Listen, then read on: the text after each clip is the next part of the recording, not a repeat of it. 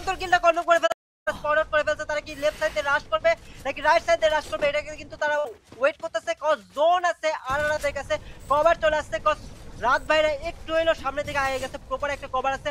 আরআররা একটা পারফেক্ট পজিশনে হোল্ড করতেছে। এখন কথা হলো এই হোল্ড করলেই তো হবে না, বুইয়াটা কি তারা নিজেদের খাতায় লিখে নিতে পারবে নাকি, এটাই হলো আমার কথা।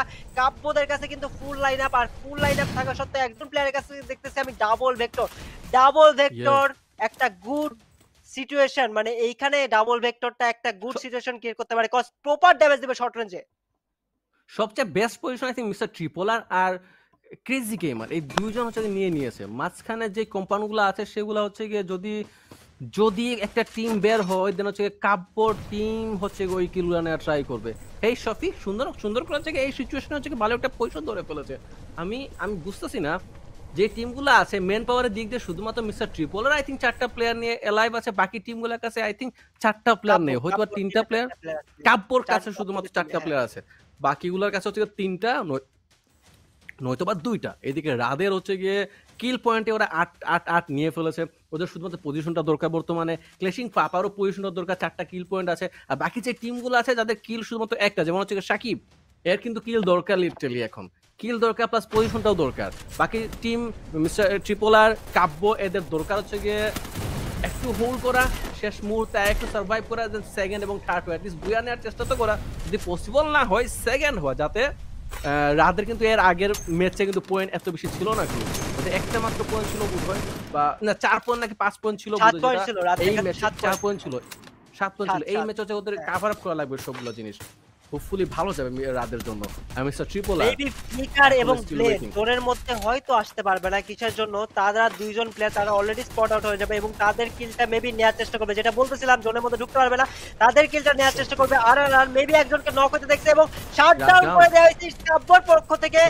আর কাব্যর পক্ষ থেকে রাত বাই ওয়াইটি রাতকে হাত ডাউন করে দেওয়া হয়েছে এবং ট্রিপোলাররা ওই সুযোগটা কাজে লাগিয়ে জোনের দিকে একটু আগে আসতেছে। ক্লাসিক বাবার টিমের কাছে কিন্তু ফুল স্কোয়াড এলাই, এখন 4v3v1 মেবি একটা ফাইট আমরা দেখবো।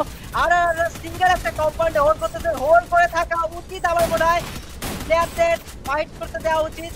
চুপচাপ করে সাইড সুইট থেকে 2-1টা কিল চুরি করে নাও, রাশ দিতে যায় না, ভিতরে ঢুকো না, ওয়েট করো ফুলম্যান নিয়ে লাস্টে শেষ করতে হবে, যদি ওরকম কাজিং করে প্লেয়ারে নিয়ে নাও, এটাই হবে ট্রিপোলারদের মেবি লাস্ট টেকনিক। সেটাই কিন্তু ভাই কি মনে হয় সবচেয়ে বেনিফিশিয়াল টাইমে হচ্ছে মিস্টার ট্রিপোলার 4টা ম্যান পাওয়ার নিয়ে সাকিব উপর থেকে কিলগুলো আনছে সাকিবের টিম, তারপর হচ্ছে ক্রেজি গেমের 2জন প্লেয়ার লাইভ আছে। কিল পয়েন্ট হচ্ছে যে টিমগুলো ছিল সবগুলোর মধ্যে এখন best situation, best manpower mister ট্রিপোলারের হাতে। আই ওয়ান্ডার ট্রিপোলার কি এটা বুয়ে নিতে পারবে নাকি পারবে না। মিতলার কাছে কিল এসেছে 2টো, রাহাতের কাছে 2টো, যে 2জন প্লেয়ার এই টিমের সবচেয়ে বেস্ট, ওরাই কিল নিয়ে ফেলেছে শুধুমাত্র সময়ের অপেক্ষা। রাহাতের আরেকটা কিল নাকি সাদমানের আরেকটা কিল, রাহাতেরও আরেকটা কিল, শুধুমাত্র 3জন live. 4v2 situation, Tripolar down, Crazy Gamer versus Mr. Tripolar, and last one alive. Here we go, Mr. Tripolar got his first booyah. Okay, I think so. Best kill position, দুর্দান্ত একটা finishing of steam Mr. Tripolar. Rahat my man ভাই সাহেব, আমার দেখা সবচেয়ে accurate player Rahat বর্তমান current সিনারিওতে, অস্থির, অসাধারণ।